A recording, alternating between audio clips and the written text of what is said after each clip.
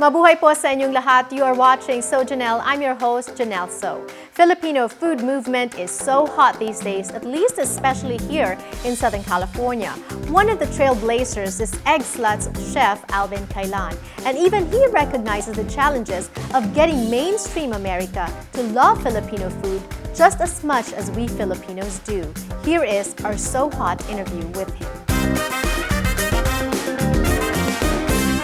I've heard so many times before that it's so difficult to introduce Filipino food to mainstream America because of certain reservations. Some people say, oh, Filipino food is too fatty, too oily, a lot of fried, too lardy. And you know, especially when people's concentration now is focus is going toward healthy eating.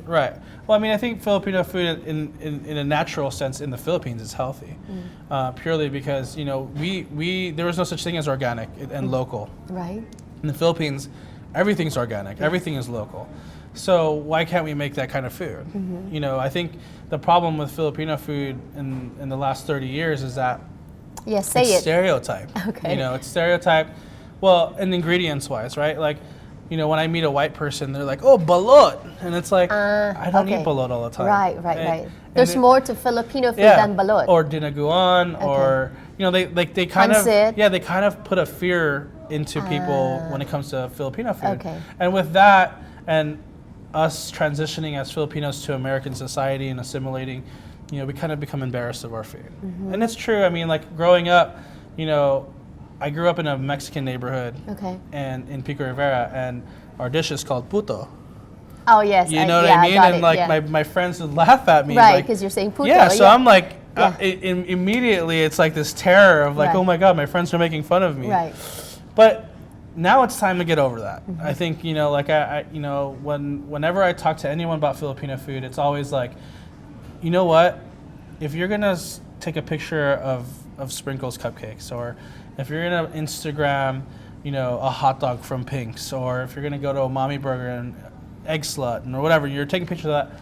Well, why don't you take a picture of your Lola's pancit? Or, you know, or when you go to Filipino food, how come you don't Instagram that? So I kind of challenged our community to represent Filipino food like they would represent American food. Is there also a challenge for the community to accept and promote our own first? Absolutely. Before?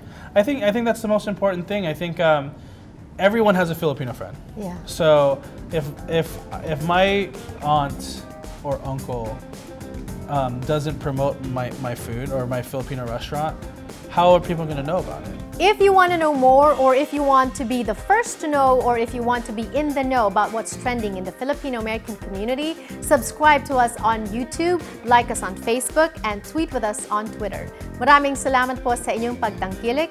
This has been So Janelle.